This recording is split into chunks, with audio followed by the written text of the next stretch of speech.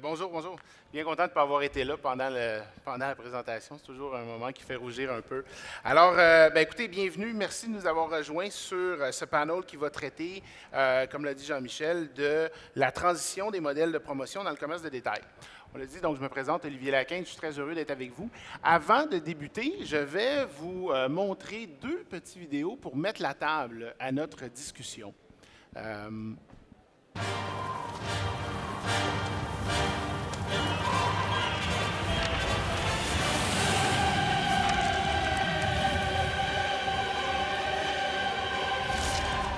14 milliards de prospectus distribués chaque année en France. Plus de 700 000 tonnes de papier. Tout ça pour que près d'un Français sur deux les jette sans même les lire. Alors on fait quoi? En septembre, Leclerc arrête définitivement les prospectus en boîte aux lettres. Leclerc.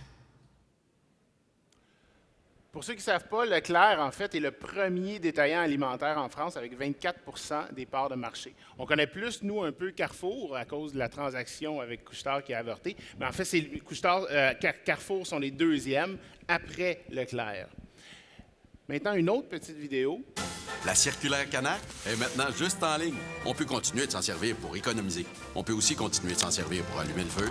On peut servir de la circulaire pour les pleurs de patates, pour les projets de peinture, pour préparer le homard, pour niveler une pâte de table ou pour tuer une mouche. On peut s'en servir pour les déménagements, pour garder son char propre. On peut recycler la circulaire ou la mettre dans le fond de la litière.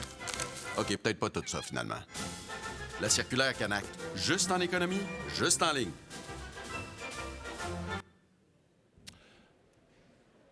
Alors, vous l'aurez compris, on va encore une fois parler des circulaires et de leur futur. À ce moment-ci, je vais inviter justement les deux panélistes à me joindre. Donc, Rodolphe Bonas, si tu peux te joindre à nous. Comme a été mentionné, Rodolphe est le CEO de l'entreprise Aristide. Rodolphe est un fin connaisseur des nouvelles technologies en matière de programmation numérique. Et il intervient à plusieurs reprises, justement, sur la scène en France, sur différents enjeux numériques et économiques. Il est donc présent en tant que... Ça va être ma place. Oui, ça va être la mienne. Donc, en tant que CEO d'Aristide, qui se spécialise dans la révolution des processus de production des offres promotionnelles. Et c'est lui qui a créé le programme de recherche et de développement de la firme au milieu des années 2000.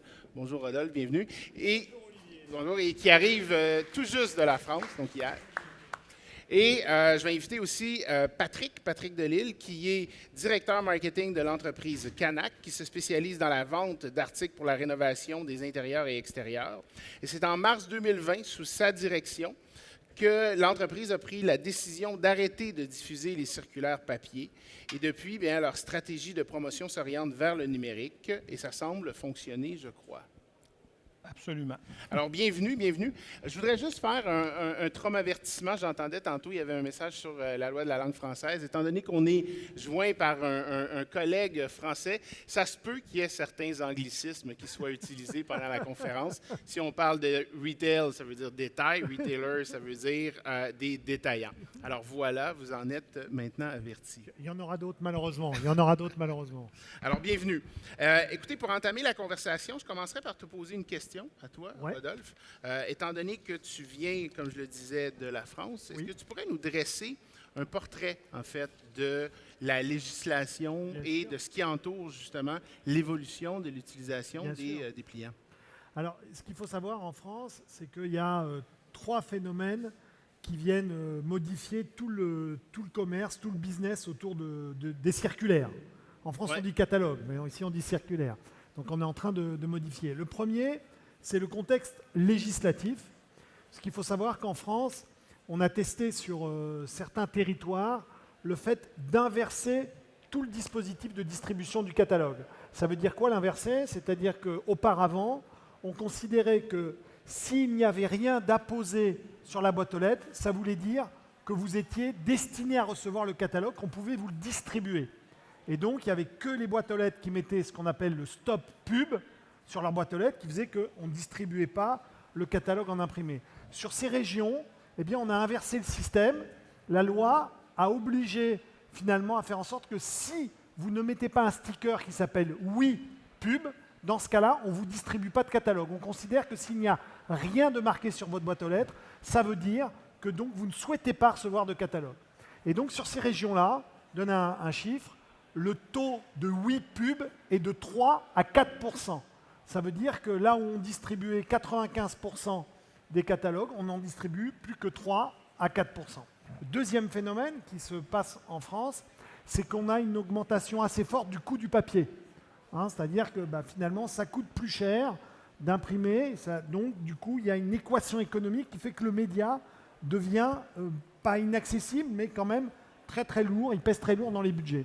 Et puis le troisième événement, et ça c'est assez caractéristique, c'est qu'en fait, on a des acteurs qui sont des petites PME de quartier, qui ne sont autres que Google et Meta, qui s'intéressent à la promotion commerciale, qui ne comprennent pas pourquoi la présence de la promotion commerciale dans leurs supports médias digitaux n'est pas aussi importante qu'elle devrait l'être. En effet, on se rend compte que dans nos expériences digitales, on est assez rarement interpellé par la promotion commerciale. Eh bien, ces gros acteurs du digital s'intéressent à monter des produits dédiés aux retailers qui leur permettraient de relayer, comme ce que fait Patrick, de relayer leur promotion commerciale dans leurs inventaires. Voilà la situation en France. Et l'impact que ça a eu justement sur les entreprises, est-ce qu'il y a eu une accélération du virage? Alors c'est très clair, aujourd'hui, j'ai été très frappé, parce que moi je suis dans ce business depuis plus de 20 ans maintenant, j'ai été très frappé de voir à quelle accélération les très gros acteurs ont emboîté le pas. Vous avez vu la publicité de Leclerc, qui est le premier retailer alimentaire en France. Eh bien, derrière Leclerc, tous les gros distributeurs alimentaires ont emboîté le pas.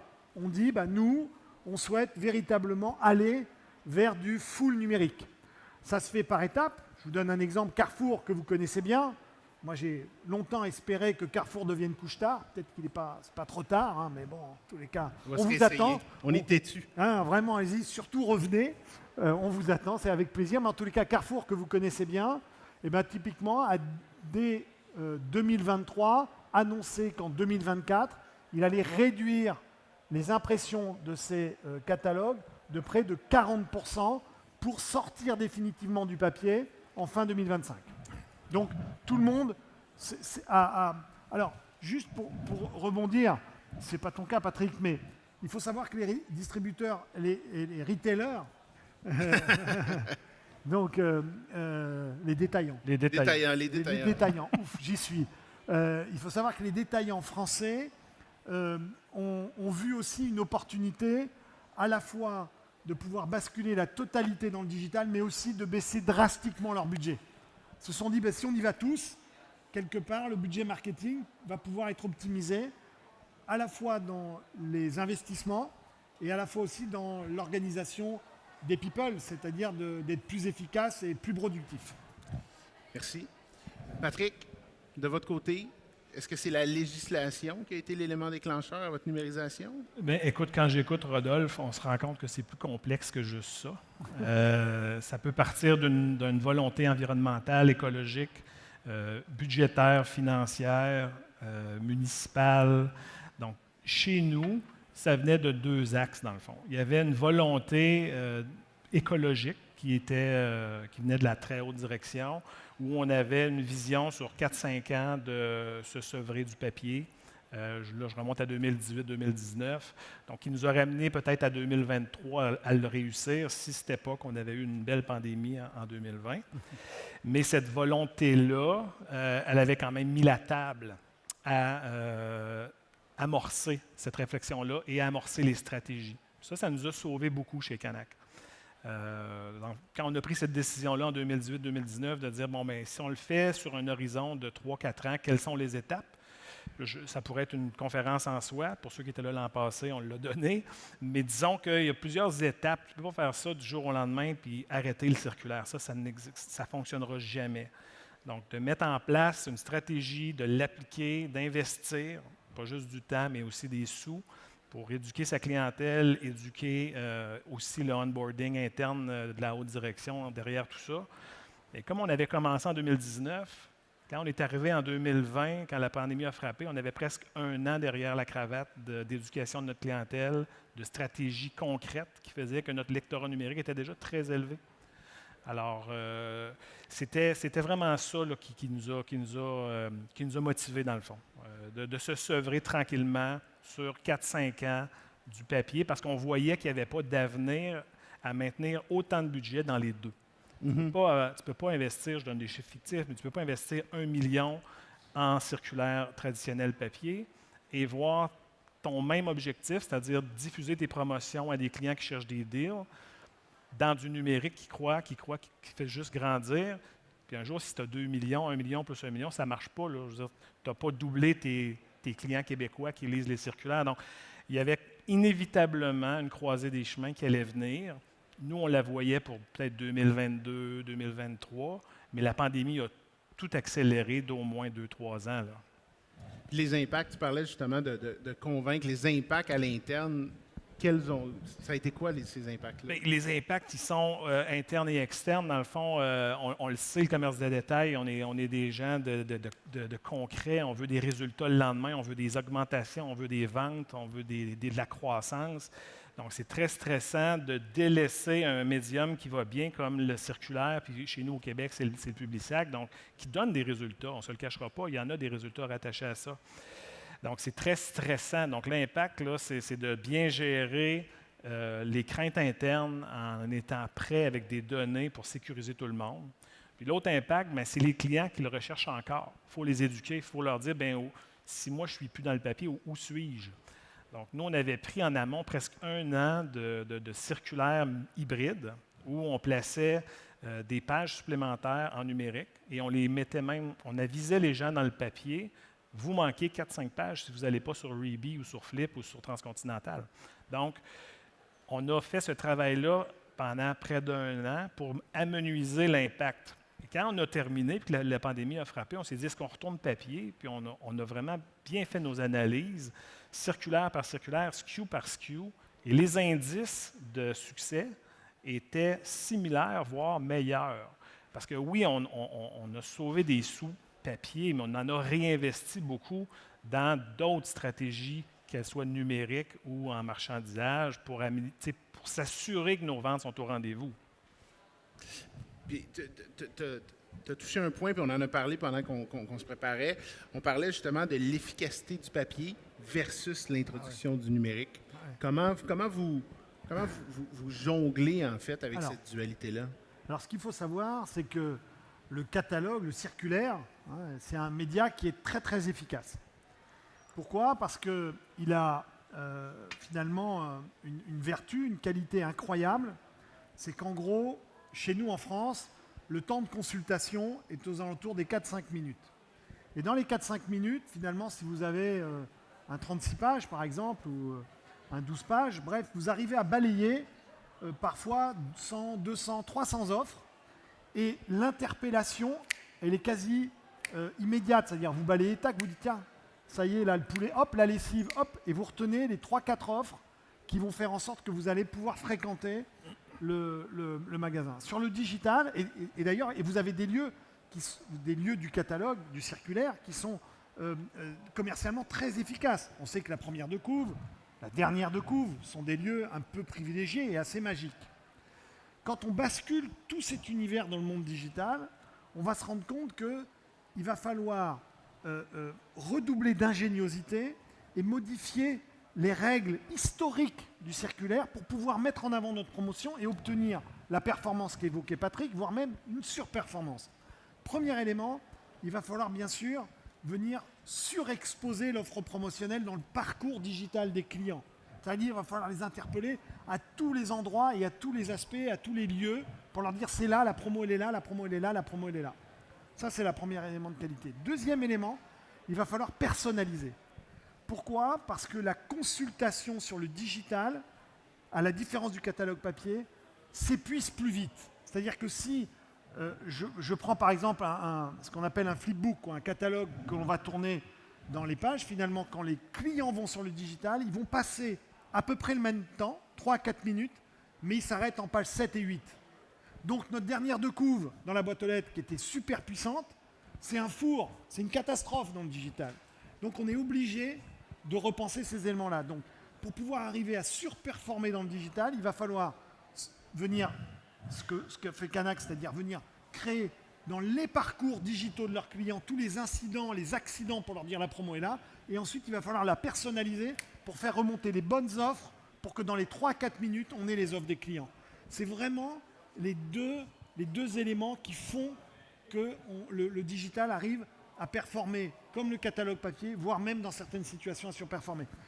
Dernière couche, parce que je suis très bavard et j'en suis désolé, la dernière couche, là on l'a testé récemment chez nous en France, c'est dès qu'on est capable dans le digital de rajouter une dimension locale, c'est-à-dire cette offre promotionnelle se situe et concerne le magasin qui est en bas de chez toi, que tu as l'habitude de fréquenter, on a une multiplication par 2 ou par 3 du taux de clic. Parce que la notion de localisation, c'est-à-dire de fait que c'est mon magasin, ça rajoute de la performance. OK. Voilà. Ah, j'arrête. Non, mais continuez. On est là pour vous écouter. Et Patrick, de votre côté, justement, cette dualité, pas dualité, mais la cohabitation de la circulaire papier avec la circulaire numérique, comment ça s'est vécu? Bien, en fait, nous, dès qu'on est tombé numérique et qu'on a fait quelques mois, puis on a pris la décision officielle de dire on n'y retourne pas, ça a ouvert tout un nouveau monde. Dans le fond, on s'est adapté à ce qu'on faisait, c'est-à-dire du numérique. Maintenant, 94% des gens lisent notre circulaire sur un téléphone. Donc, ça ne donne plus rien de la réfléchir en termes de page 1, le backpage non plus. Ça ne donne plus rien de penser unidimensionnel. Aujourd'hui, nous, on peut regarder la circulaire avec 2, 3, peut-être 4 niveaux, ce qui ouvre des possibilités d'être plus pur, d'être plus simple en termes de lecture primaire. Et si tu veux de la description, mais tu cliqueras sur le produit. Si tu veux une vidéo, tu cliqueras sur le produit. Je peux t'amener après ça sur le site web. Donc, je peux avoir plusieurs niveaux qui font que maintenant, ma circulaire, elle est plus lisible et plus efficace sur son vrai médium, c'est-à-dire ton téléphone. Alors que si tu la réfléchis en termes de papier, bien là, je la fais pour du papier, je la fais pour du 24 pouces par 14 pouces. Trop de texte, trop d'informations. Donc, ce n'est pas efficace de jouer sur les deux tableaux. Ça, c'est la première chose, c'est qu'on s'est adapté au vrai médium et non faire à semblant qu'on fait un peu les deux. OK. Puis, tout le côté régionalisation aussi, ce que disait Rodolphe tantôt, ça ouvre tout un monde aussi.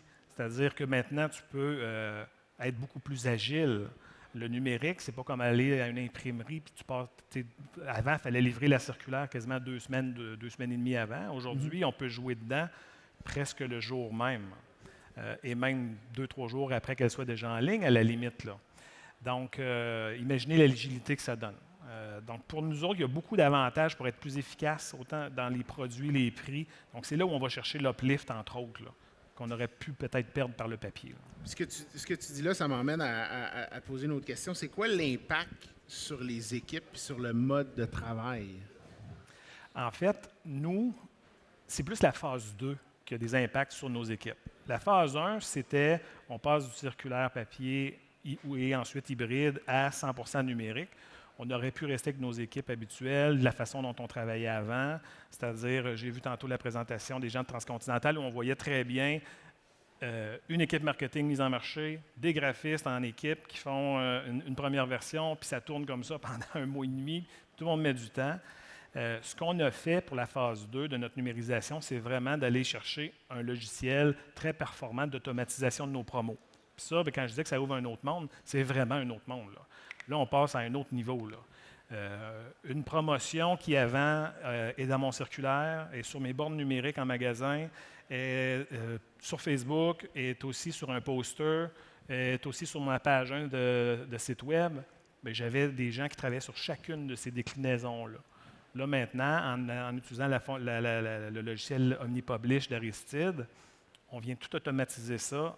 En un clic, je peux avoir ma promotion qui est sur le circulaire, qui était bien pensée, qui est organisée et qui va se décliner automatiquement dans tous mes canaux numériques. Pour moi, ça, c'est un game changer. Donc, mes gens sont plus efficaces, se concentrent sur la valeur ajoutée de ces promotions-là, donnent du love un petit peu. Ce n'est pas automatisé à 100%, mais ils vont donner le petit côté design qu'on recherche. Mais les copier-coller sont finis, on ne fait plus ça chez nous. Il y a impossible d'avoir une faute d'orthographe. Le prix ne sera jamais le mauvais. S'il est mauvais, il est mauvais dans la caisse enregistreuse aussi. Donc, il faut me le dire puis vite. OK. Mais sinon, toute cette espèce de manipulation qui n'a pas de valeur pour l'humain, on l'élimine avec une solution comme ça. OK. Donc, pour nous, c'est vraiment ça le game changer. Qu'est-ce que vous avez observé, justement, en termes de changement dans d'autres clients? Patrick l'a très bien expliqué, et on a exactement les mêmes dispositifs en France, mais il a très bien expliqué, c'est-à-dire que oui, on va redessiner l'organisation et les services en fonction de l'existence de ces technologies. Pourquoi? Parce que, en effet, les opportunités, les médias vont se démultiplier. C'est-à-dire qu'il y a de plus en plus de cas d'usage pour les retailers, pour les détaillants, de trouver des opportunités à mettre en valeur leur promotion commerciale. Si on a une organisation qui est silotée comme ça par des grandes descentes, et bien à la fin, plus il y a d'opportunités commerciales, plus il y a de souffrance. Donc si vraiment on n'adapte pas une organisation totalement disruptive, ce qu'a expliqué Patrick, c'est-à-dire en disant attendez, on est là pour s'occuper de la promotion, savoir qu'on a la meilleure offre, qu'on a le meilleur prix, qu'on a les meilleurs assets, c'est-à-dire les premières données, le meilleur visuel, la meilleure mécanique promotionnelle, et le reste après, la technologie va opérer. Et c'est clairement ce vers quoi on va. Pourquoi? Parce que si on réfléchit au monde de la digitalisation promotionnelle avec l'organisation d'hier, alors on ne peut envisager que de la souffrance. C'est-à-dire que la digitalisation de la promotion commerciale, ce sera plus de travail, plus de stress, plus de souffrance.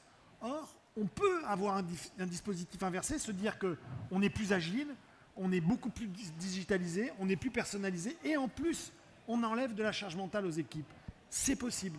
C'est clairement possible. Et nous, on a des cas dans lesquels, je raconte toujours cette anecdote, on a un de nos clients en France qui est à ton poste, Patrick, en patron de marketing, etc. Et au bout d'1 an et demi qu'il utilisait nos solutions, je le croise dans les couloirs, il me dit « Rodolphe, c'est marrant, ça fait 1 an que je n'ai pas relu un catalogue promo. » Bah ouais, tout d'un coup, il y a une partie de son métier qui est confiée à l'expertise technologique et donc il se concentre plus sur l'essentiel. Je crois que c'est comme ça qu'il faut le voir. OK. Ça favorise donc la collaboration entre les différentes fonctions. C'est surtout que ça change le métier complètement. Moi, les gens dans mon équipe qui travaillent à la construction du circulaire, et même, ça va du graphiste, coordonnatrice, mise en marché, sont tous en train de changer leur métier. Ils se concentrent sur l'essentiel. Le temps perdu à corriger des fautes d'orthographe, à chercher est-ce que c'est le bon prix. Ah, je t'avais dit de le changer, y a-tu vraiment changé? Tout ça est automatisé maintenant. Donc, le focus il est sur la qualité maintenant, la qualité de la promotion, la qualité du design, l'efficacité du rendu. Ça change le métier. Et puis, quand je disais tantôt, ça l'a ouvert, le fait qu'on soit 100% numérique, puis que la phase 2 nous a ouvert un nouveau monde. Oui, il y a de l'automatisation un petit peu avec les Google, les Facebook, mais on ne se le cachera pas, là, c'est pas très personnalisable, c'est pas très joli, ça fait une job correct. Mais on s'en occupe, Patrick, on s'en occupe, ça arrive, t'inquiète pas. Nos attentes, en tout cas, puis je suis certain que nos compétiteurs ou les autres retailers ont des attentes plus élevées que ça en termes de qualité de présentation, de promotion produit, d'inspiration. On vend de la décoration aussi, on veut inspirer les gens. Donc, le fait qu'on peut automatiser et être lié avec ces plateformes-là, avec la solution OmniPublish, mais ça nous a beaucoup plu à nous autres. Parce qu'une fois qu'on tombe dans la régionalisation des prix, la régionalisation des SKU, la régionalisation de ton offre, la personnalisation un petit peu, bien, à un moment donné, on ne peut pas juste grossir les équipes de graphistes. Il faut qu'on automatise. Pour nous, c'était comme une évidence. OK. Bien, là, les deux, vous avez parlé des fameux GAFA, puis c'est difficile de parler de numérique sans parler d'eux. On n'ira pas sur l'IA générative aujourd'hui, ça vous le promet. Je peux en on parler. Se donne un break. Tu peux en parler? On va peut-être te donner un break, tout le monde en parle. Mais parlant de Meta, parlant de Google, d'automatisation, d'achat média, comment est-ce que ça change la game? Alors, c'est sûr que ces très grosses sociétés aujourd'hui, elles ont des solutions technologiques qui sont pensées pour être utilisées soit par finalement des petites entreprises, le small business, et donc ça convient très bien lorsque vous avez un magasin et que vous voulez fabriquer votre histoire, soit c'est organisé pour confier ce travail à des agences.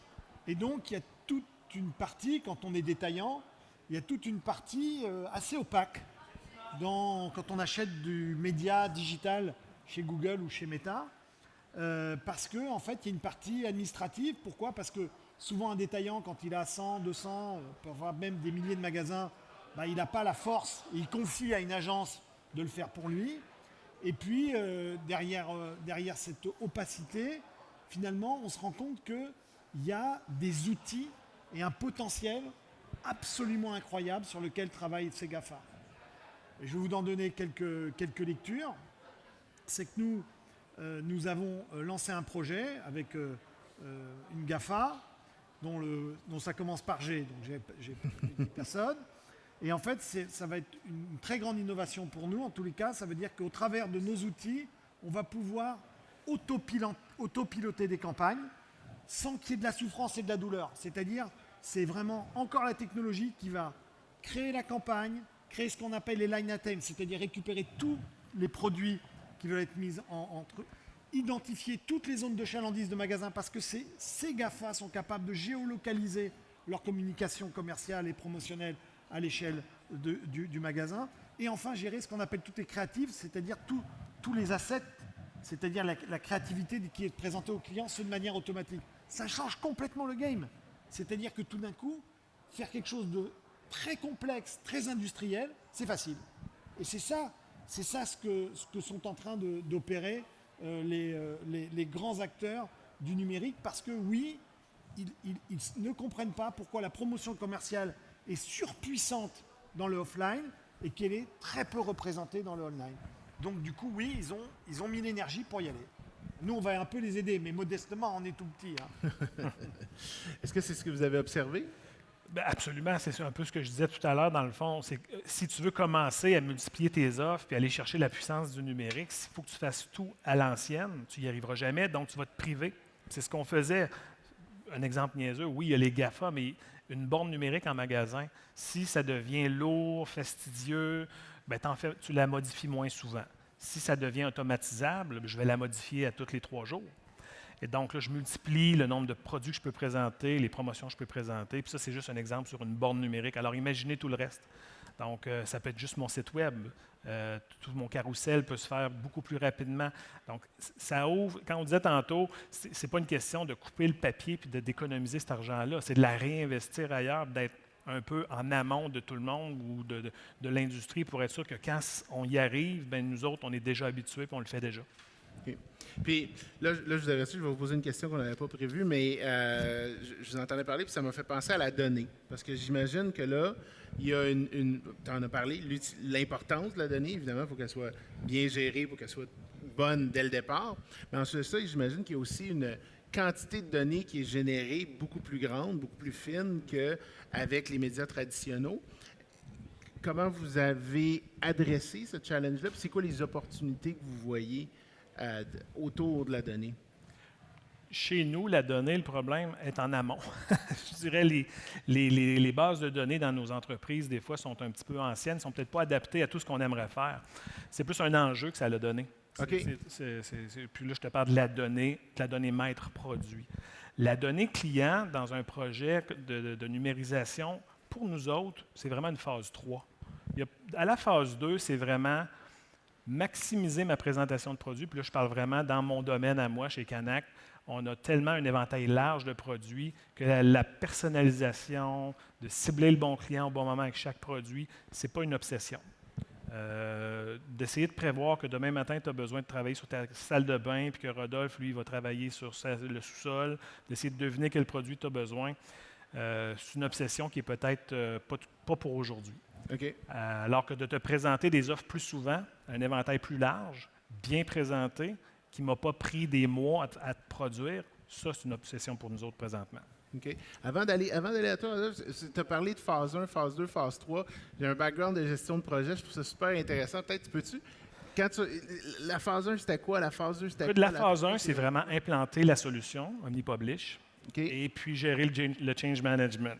Tout le monde sait que ce n'est pas toujours facile de changer les habitudes des gens, que ce soit les graphistes ou les coordonnateurs et coordonnatrices qui travaillent sur ces projets-là, et de faire vraiment du circulaire automatisé. C'est vraiment ça notre phase 1.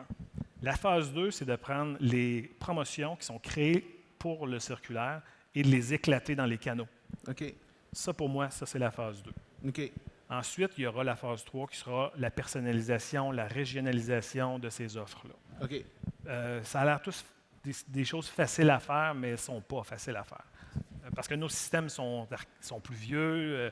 Tu veux prendre la donnée pour faire juste une description, mais tu ne l'as pas dans le PIM. Tu sais, je veux dire, c'est pas simple à faire. C'est des projets qui prennent des mois, voire un an, mettons. Cool. Ben, merci. Merci pour la structure. Excuse-moi. Non, mais je voulais juste rebondir sur la donnée parce que ça devient un petit peu c'est la golden data quelque part qu'on est en train qu'on construit ici. Il faut savoir que les détaillants sont fortement et lourdement équipés de données. De la donnée produit, de la donnée client, de la donnée caisse, de la donnée prix, bref, il y a beaucoup de données. Quand on implémente les solutions logicielles d'Aristide, en fait, finalement, on vient créer un nouvel asset, un nouvel actif, une nouvelle donnée, qui est cette fameuse donnée promotionnelle, qui finalement, pour un détaillant, est très complexe, parce que c'est une donnée qui a une durée de vie très très courte, et qui, quand on la fabrique, elle change tout le temps. Pas facile. Lorsqu'on référence un produit, ça ne change quasiment pas. Mais lorsqu'on fait une promo, quand on la fabrique, ça change tout le temps. Ah ben non, finalement, je rajoute cette couleur, ce parfum, cette taille, ce coloris, etc. Et donc, du coup, ça change tout le temps. Et c'est ça qui rend les choses complexes. Lorsqu'on installe les solutions, en fait, on vient créer un socle qui est une donnée, c'est une nouvelle valeur pour le détaillant. C'est de se dire aujourd'hui, je possède une donnée promotionnelle structurée et organisée que je maîtrise et sur laquelle je décide ou non de la diffuser. Parce qu'il y a encore, dans l'ancien système, des retailers qui se retrouvent avec des données qui leur appartiennent, qui sont diffusées par d'autres, on ne sait même pas comment. Eh bien, dans le dispositif qu'on a monté avec Patrick, il a la totale maîtrise de cette nouvelle donnée. Good. Puis, on aime souvent, n'hésitez pas, là, il nous reste quelques minutes, je vais peut-être même prendre une pause. S'il y a des questions dans la salle, ça va nous faire plaisir d'y répondre. Des fois, ça prend toujours un ou une courageuse au début pour pouvoir lever la main. Pendant que vous pensez à vos questions, j'aurais le goût de te demander, Rodolphe, puis Patrick, peut-être si tu peux partager, en termes de bénéfices. Bon, évidemment, on voit qu'il y a un volet de répondre à des enjeux législatifs. Maintenant, des bénéfices de faire le projet. Comment on les mesure? Qu'est-ce que vous avez observé? Je ne veux pas te mettre en the spot, pas obligé de... Non, je vais répondre. Du moins sur la partie très rapide, nous, les bénéfices qu'on a constatés en France. En France, on a à peu près 75 à 80% de parts de marché. Donc, finalement, on gère l'équivalent d'à peu près 45 milliards d'euros de chiffre d'affaires promotionnel par an dans nos outils. Le bénéfice, il est très clair, c'est l'agilité, ça c'est ce qu'a dit Patrick, qui va devenir un élément déterminant du commerce. Il ne faut pas se tromper, c'est-à-dire qu'on va aller vers un commerce qui va être un commerce de précision. On a quitté le commerce de masse pour aller vers ce commerce individualisé. Pourquoi ? Parce qu'aujourd'hui, le consommateur ne peut pas comprendre que lorsqu'il va sur Netflix, on lui présente les bonnes séries qu'il a envie de voir, mais que quand on lui envoie les promotions, finalement, il reçoit ce dont il n'a pas besoin. Donc, mécaniquement, ce dispositif est en marche. Et donc, ce que l'on met en place, c'est vraiment d'équiper les détaillants d'un dispositif technologique qui va leur permettre d'être beaucoup plus dans cette notion de commerce de précision. Et surtout, que le fait de vouloir aller là ne soit pas aussi un élément qui fasse exploser les coûts. Parce que ça ne sert à rien de dire « Ah oui, je vais faire un truc génial, mais si ça coûte 3 fois plus cher, c'est pas Patrick que je vais raconter l'histoire. Lui, si jamais ses prix en vente dans le magasin, ils augmentent, on peut faire tout le commerce de précision qu'on veut, il n'en vendra plus. » Pour renchérir là-dessus, dans le fond, c'est vraiment l'agilité. C'est l'agilité qui est le gros point pour nous autres. Dans un monde où le commerce est très concurrentiel, chaque dollar compte. Alors, si on veut être plus efficace, aller chercher plus de monde, présenter plus de promotions, présenter plus de produits, ça prend du temps. Et comme on est dans le numérique puis on veut exploser ça, bien, il faut ajouter de la technologie. C'est aussi simple que ça. Pour nous, le bénéfice, il est là. Il est dans l'efficacité financière et l'agilité. Bien, écoutez, on arrive à la fin. Je pense que ça le dit, à moins qu'il y ait une question. Il y a peut-être une question, je ne sais pas. Oui. Non. En tous les cas, pas forcément à la fin, je veux juste terminer. Oui. Que je suis venu avec des ouvrages tous les ans, j'écris un petit bouquin C'est vrai. qui présente, je le dis parce que sinon, je vais les ramener en France, c'est très lourd. Donc, non, simplement, ça me fait très plaisir de vous laisser ces petits ouvrages-là. C'est tous les ans, on édite un petit livre sur les 40 plus beaux magasins, les plus belles innovations dans le monde. Donc c'est un petit tour du monde du commerce. C'est la 6e édition et la 7e édition va sortir pour Noël. Donc cadeau de Noël, bien évidemment, formidable. Vraiment. Pour l'Halloween, puis ensuite ça. Voilà, pour oui, Noël. oui, pour l'Halloween. exactement. Merci beaucoup. Ben écoutez, Venez le chercher, ils sont juste là, ils sont à vous, pour vous. good. Ben écoute, merci. Efficacité financière, agilité organisationnelle. Merci beaucoup, Patrick.